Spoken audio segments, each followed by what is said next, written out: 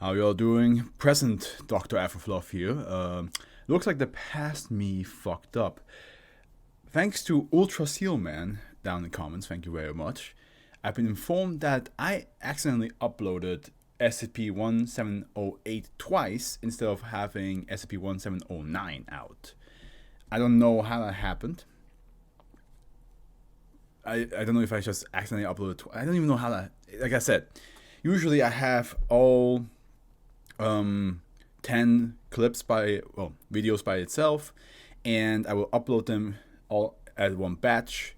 But the fact that I have 1708 twice is weird. I have no idea how that happened. I have to check afterwards, after this recording, if I messed up with any other ones after that, which shouldn't be possible, because the other SCPs came like a day later or a weekend later, so who knows. But I shall read the correct one again and upload it today, so everything schedule-wise does not get screwed over. So here we go. SCP-1709 is called, please work with me here, Human Fetus Composite. There we go, Human Fetus Composite. And let's go. Safe. SCP-1709 is to be kept in a standard humanoid containment cell in Medical Bay 2 at Site-34. SCP-1709 is to receive intravenous hydration and nutrition through enteral feeding as directed by medical personnel, and is to be maintained in accordance with established physiological protocols for subjects exhibiting symptoms consistent with a score between 9 to 16 on the Bush-Francis Catatonia scale. SCP-1709 is to receive monthly medical examinations and updates to its containment protocols adjusted as necessary by their research director. Personnel are not allowed to speak in SCP-1709's presence or make attempts to communicate with it unless authorized to do so by the research director. Yeah, now that I already read this one, I fully understand why. So, but here we go. -1AA through -1AF are to be preserved and kept in specimen locker 13-C, which, by the way, I believe I've finished series 2 by now. I believe there are no other SCPs where this type of formatting has been used for describing the different versions of -1s. Like, there's not that, maybe there's another one, but I don't recall they ever using like -1AA or AF. It usually be like, -1A till -1 set, something like that. So yeah, all subsequent instances of -1 are to be treated as biohazardous waste after the conclusion of related research and incinerated immediately thereafter. Description: SCP-1709 is a human female, approximately 52 years of age, and of Quechua, I still don't know how to say this, Quechua descent, measuring 1.54 meter and weighing 54.3 kilograms. Due to SCP-1709's limited willingness to communicate on the subject and poor record keeping by local authorities in the Ayacucho region of Peru, little is known about its provenance beyond general information. SCP-1709 is apparently in a catatonic state and displays very little ability or inclination to act on its own behalf, outside of documented anomalous behavior, which we'll find out it is. I do like this one. It's a very bizarre SCP for sure, but I like this one a lot. I think it's just like one of those, like, definitely one of those one where you go, what the hell did I just read? But in a good way. SCP-1709 lacks most of the major internal organs found in human specimens. Instead, SCP-1709's vital biological functions are carried out by a series of organisms bearing a superficial resemblance to a mass of fused human fetuses in various stages of development. Ultrasound imaging and biopsies have determined that these organisms have adapted specialized cells and structure to effectively duplicate necessary life functions. Examples include SCP-1709's heart, which consists of two approximately 19 cm fetuses joined at the spine that have developed exaggerated musculature and 4 internal chambers, a pancreas made up of an indeterminate number of smaller embryos that somehow manufactures insulin, glucagon, and related pancreatic secretions, and a mass consisting of 3 fatal human heads that has been documented to replicate the combined function of the liver and the kidneys. DNA analysis of tissue samples retrieved from these structures have determined that these organisms are genetically identical to SCP-1709. Yeah, so And this is not even the wildest thing yet. The fact that like her internal organs are made of fetuses is already like one thing. That's already like what it goes like makes you go like, what the hell? What the hell did I just read? But here it's continue. It's gonna get wilder. Despite its catatonic state, SCP-1709 has demonstrated a limited capacity for communication. When another human has addressed SCP-1709 directly, in 43% of documented cases, it has responded with whatever information it has at its disposal. SCP-1709 communicates by somehow processing the remarks directly added and subsequently expectorating a human fetus from a sac connected to its esophagus, which gestates between 3 to 8 organisms at any given time.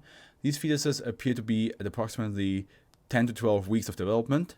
This fetus, hereby designated as an instance of -1, will then vocalize a response to the inquiry or statement originally directed at SCP-1709. -1 manages this vocalization despite the lack of a full developed larynx or lungs. Responses typically consist of 1 or 2 sentences. Every instance of -1 speaks with a voice consistent with that of an elderly woman with a slight damage to the vocal cords associated with a heavy smoking habit. SCP-1709's linguistic aptitude appears to be primarily the Quechua Second C dialect with a limited understanding of basic Spanish. Instances of -1 will communicate with primarily in Quechua, but as of will occasionally speak in broken rudimentary English. After communicating, instances of -1 will then expire in a manner consistent with the removal of pre-viable human fetuses. Yeah, so they can talk, and they will answer the questions, and not only that, they will also die when they answer the questions. At least, most of them will, I believe. I don't think any of them go back in. So, because I would be a bit mad. I would be a bit too much. Interview log 2. Researchers note the following log is a conversation recorded on between SCP-1709 and research director Dr. Khaled Iqbal. Researcher Shahrugui, fluent in several Quechua dialects, provided English Quechua translation between Dr. Iqbal, SCP-1709, and -1 responses. In our previous conversation, SCP-109, you declined to provide details about your life prior to your time at Site-34. Have you reconsidered our request for this information? I can assure you that we are merely trying to establish a scientific account. Staff waits for a response for 2 minutes and 18 seconds. SCP-1709 expectorates as -1 DK. DK Duncan. Sorry. Specimen lands on table in front of SCP-1709 and commences vocalization. You're not the only doctors I've seen. Pishtaku comes in many forms. You'll not get anything from me, docs. Very well, SCP-1709, though again I must stress that the Foundation does not mean you any harm whatsoever. How would you describe your current living conditions? Staff waits for a response for 1 minute and 48 seconds. -1 DK is collected at this time by staff from post-interview incineration. SCP-1709 expectorates -1 DL. Specimen commences response. Give me back my pipe and tobacco. I asked about this before. And you were informed at the time that your request has been denied based on the Foundation's prohibition and providing addictive and harmful substances to subject in our care, as was your appeal to the medical staff. Are there any other details of your day-to-day care that you would like to address? Staff waits for a response for 6 minutes and 32 seconds before determining that no response is forthcoming, and transcript. Now, so the fact that these little fetuses want to smoke, well, at the end, I'm pretty sure it's going to be like the actual human being is going to have to pipe, but again, the entire inner body is made out of fetuses, so the fact that they want to just a little bit. And you know what I really like about this interview is that you can see DK and then DL. It gives you like small information that they have talked to the SCP-1709 over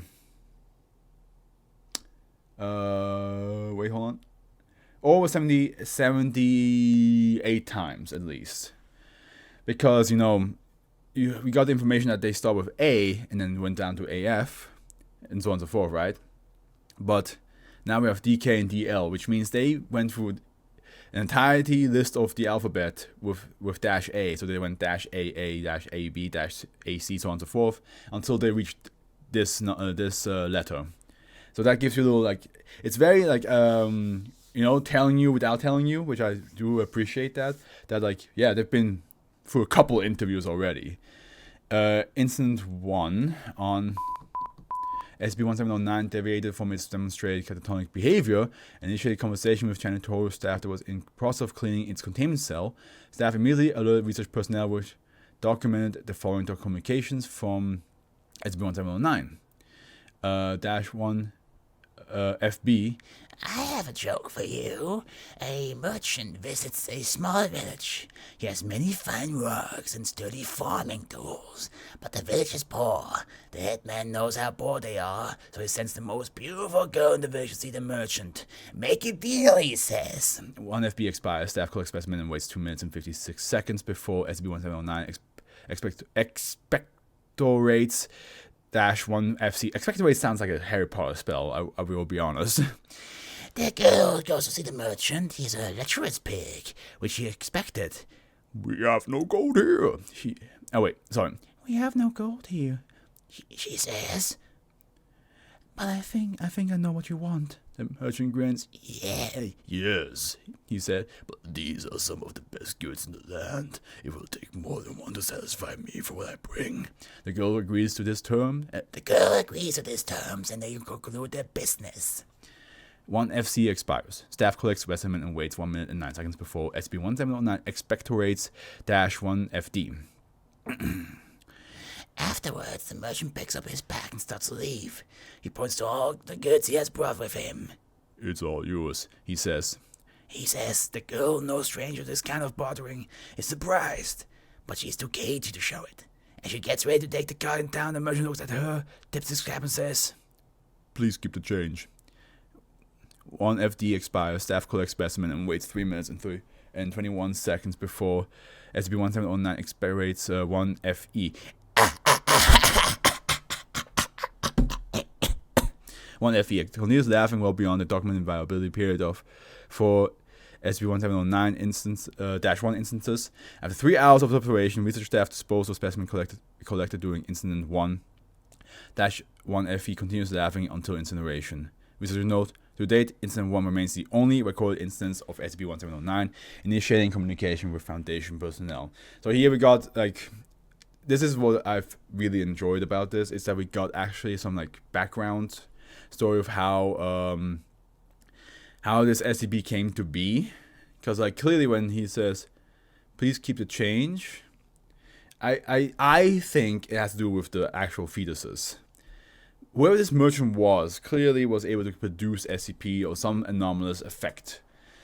And yeah, so it's pretty messed up. And the fact that the fetus is laughing could indicate that maybe the fetus has more to do with the merchant than the woman, even though, like, yeah, the fetus is supposed to represent or resemble the woman more and answers questions for her.